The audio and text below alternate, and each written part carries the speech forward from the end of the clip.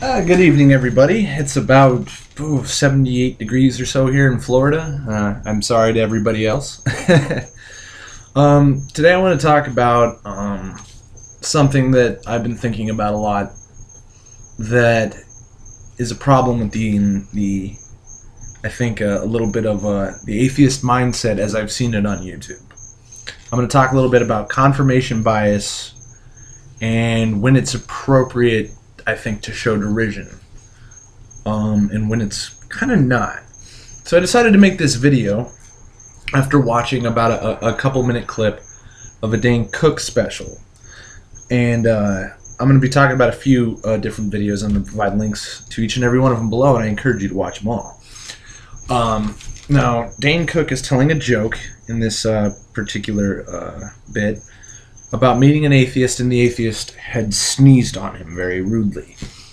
And Dane Cook told him, "God bless you." And the atheist went, I'm an atheist. I don't believe in God." Because I think usually when a Christian is talking about an atheist, we're either, a scumbag, a moralist sinner, a black robe wearing Satanist, or a snobbish elitist fuck. You know what I mean? I actually think the last one is funny. And I'm that guy sometimes. I'm very opinionated. So I digress. So he gets into an argument with this atheist, and at some point the question comes up of, the atheist goes, "Well, what do you think's going to happen to you when you die?" And Dane Cook says, "Well, I think that if I live a good life, my soul's going to ascend in heaven, and I'm gonna live in paradise. It's going to be great." And of course, the atheist, according to Dane Cook, was like, all fucking snobby, intellectual, elitist bullshit. And so Dane Cook asked him, "Well, what do you think's going to happen to you when you die, atheist?" And the atheist goes, "Well, I think when I die, I'm going to, die and go into the ground and become one with this earth. And then I'm going to probably just, grow up and become a tree. My body's going to become part of a tree." And this is where I wonder how much of this shit the atheist actually said. It sounds overly spiritual. But anyway, Dane Cook goes, "Oh yeah, well I hope when he's being a tree," here we go into Dane Cook land, "I hope a big, fat, ugly, burly lumberjack comes down and hacks him down with a fucking axe, and then wraps a chain around him and drags him to the mud. It drags him through the mud and loads him up on the back of the truck and takes him to a sawmill and grinds him up into bits. And then they stamp him and press him and smash him down into paper, and then they print the Bible on him." I gave a thumbs up to that video. I laughed just like I am now. I think it's funny just saying it. And so that video, this particular clip of this special I'm talking about, had about almost 2.5 million views. And it had about 12,000 likes at the time of me making this video, and about 22,500 dislikes. So why do I, as an atheist, not an agnostic, not a Christian, an atheist, laugh at that joke and thumbs up?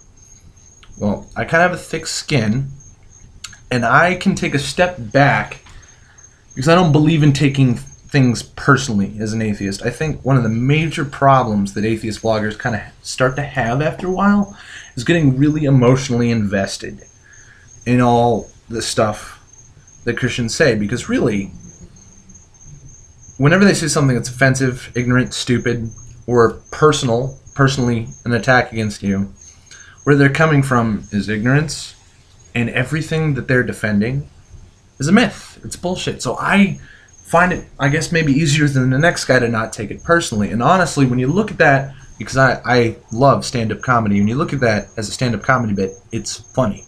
I don't even like Dane Cook that much, and that's funny. So I thumbs that up. Well, in order to explain why I did, let me contrast that with another Christian comic who made an atheist joke that was not funny, that really upset me, and I thought was very offensive. And it's from a comic that I think is overall much funnier than Dane Cook. That's Cat Williams, short, black pimp guy. So I guess a couple of years ago, I think 2011, he put out a stand-up special that I didn't know about because I hadn't caught up with it. And I was excited to watch. It's called Cat Apocalypse, where he apparently made some big triumphant return after a couple of years of hiatus. So I was excited, and I'm watching it. And normally I think Cat Williams is very funny, because normally he's talking about social issues, socioeconomic issues, racial issues, and I grew up kind of poor. I'm much, much better off than I was, and I've kind of seen both sides of the coin. And so I get what he's saying a lot, and I think he's normally very astute and very funny. And he tells this joke, and I'm gonna link to this one too. I found it on YouTube. He says, "Tell me this, atheist. If we all evolved from monkeys, then why there's still monkeys?" He gets this big laugh, and I go like this. Oh, and I shut the special off, and I don't watch the rest of it. I haven't really watched hardly any Cat Williams since. Because that wasn't funny. That's not even a joke. That's just ignorant. And to me, offensive. And, you know, honestly, I don't really take it that personally still. Because I don't really think Cat Williams got that from his preacher. I don't think Cat Williams got that from Answers in Genesis. I think Cat Williams probably thought of that himself. Thought it was funny, and went out and told it, and a big part of his audience also thought it was funny. So, why am I supposed to take that personally? But it wasn't funny. And it should get a lot of thumbs down. What I'm trying to say is I believe in looking at things from a wider perspective and kind of trying to utilize more context and have the ability to not develop a confirmation bias. It's very easy to see things us versus them. This is an evolutionary instinct that we have, us versus them. I'm an atheist. I have the atheist team uniform on. I play for the atheist. I hate the Christian. The Christian is the enemy. But I don't. So I don't believe in doing that. I think that's beneath me. I don't want to try to talk down to anybody who's watching this video, but I may offend some people when I get in a little further into what I'm trying to talk about. And I hope this doesn't take too long.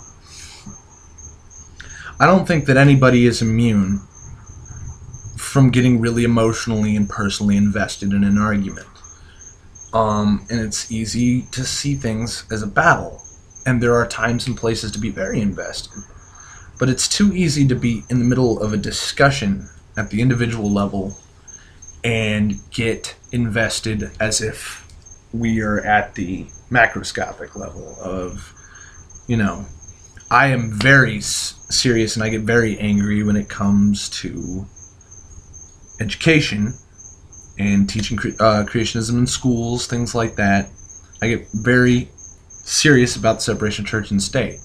But when it comes to Dane Cook telling a joke, I can put myself out of that. And just to show you that this is not something only Christians do, I'm going to talk a little bit about another guy I really subscribe to and I really, really respect. And he's one of the very first atheist vloggers I subscribed to. And it's a little bit of a big name. The first guy who really got me interested was The Amazing Atheist. But he's kind of like a social critic. Who really started getting me more back into my interest in science and how it relates to religion, Christianity, and atheism was Aaron Ra.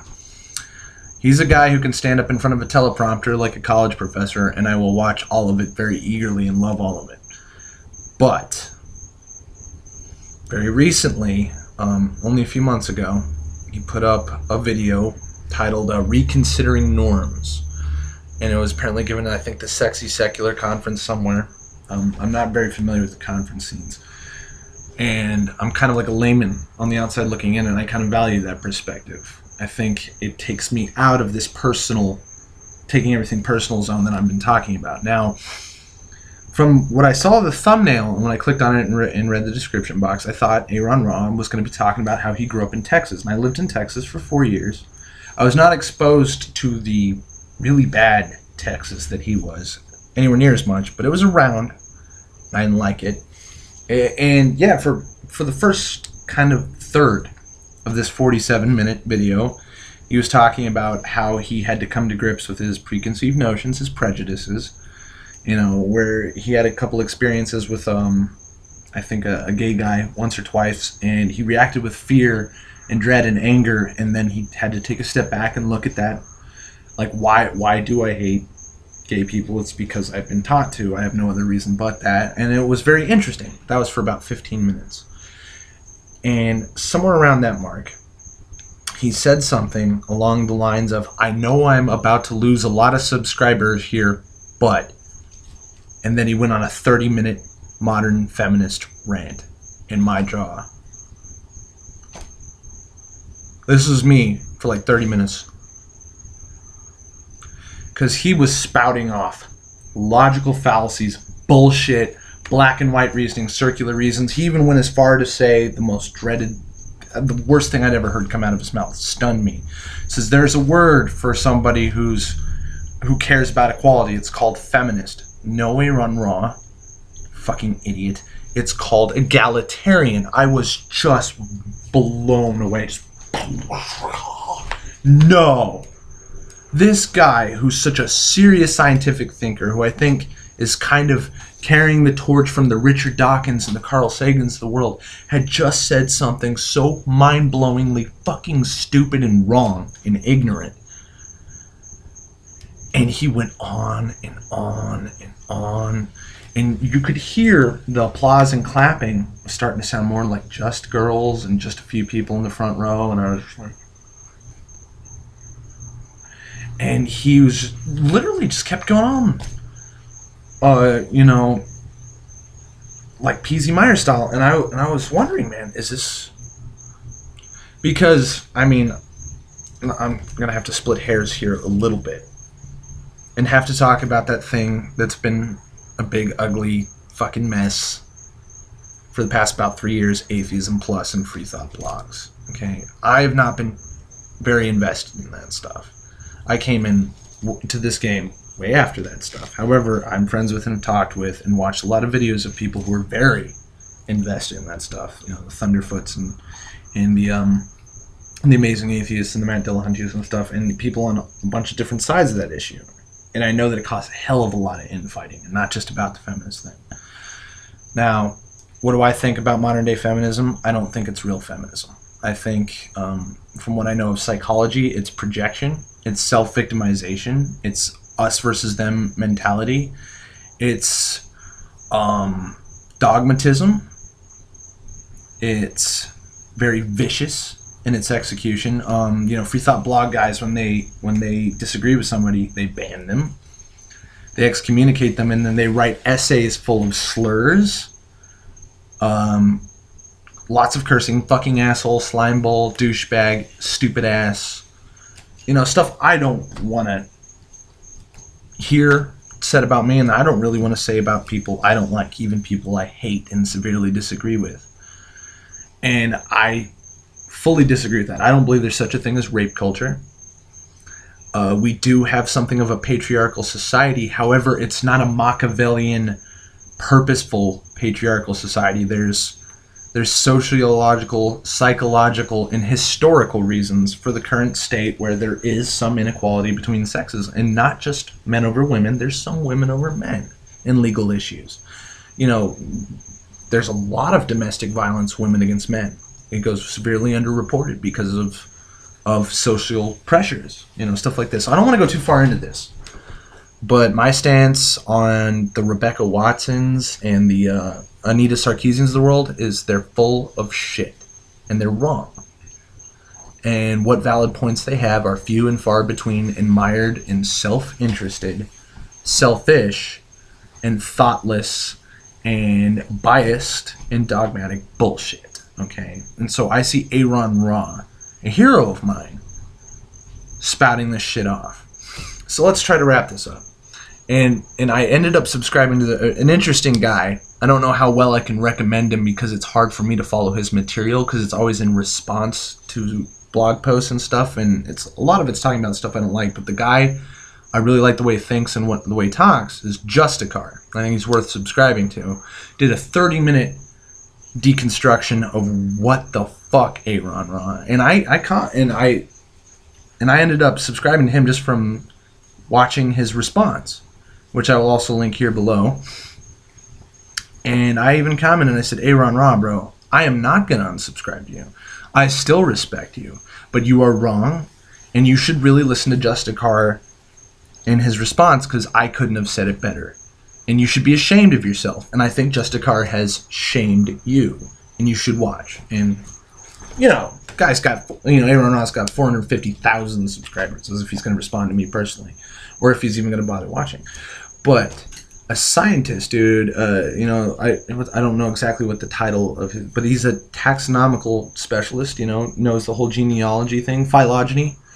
It's one of those. I apologize for not knowing my terms. But he's not immune from saying shit that even if what he's saying is right, his reasoning was unscientific and offensively ignorant. If you're not with us, you're against us. So what I'm saying is you're going to find yourself getting in arguments with people, and you're going to get heated sometime in the future, and you might start exaggerating things. And you might quote mine somebody. And you might be like me and start citing things that you don't know for sure. And you know how the Christians will start spouting off bullshit, bullet points from answers in Genesis, and they'll hang themselves on it because everything they say is shit. I don't want to be that guy. I don't want any of us to be that guy. I do my best to watch creationist videos, and it's extremely difficult. But I don't want to be the guy who's just towing the party line and spouting the bullet points and drinking the Kool-Aid and eating the shit that's being fed to me. Every real atheist, no matter what his failings, is going to tell you, know what you're talking about. Don't misrepresent people. And I also believe in the way Richard Dawkins handles things. And not even like Christopher Hitchens. I believe in the way Richard Dawkins handles things. There's a respectful way to deal with these people. And you might have to pull some punches and tone down and dull your rhetoric. But really, I think it matters in the end. Because if you're just going to curse at people, and if you're going to be logically flawed, and if you're going to be offensive, you're not going to win any souls, man. And I would like more people to be an atheist, and I do believe that the world would be better without religion. But I'm looking to be efficient here, man. And so the moral of this story, check yourself before you wreck yourself, because your mind and your knowledge is a terrible thing to waste, man. I appreciate your time. Thank you for watching. Have a good day.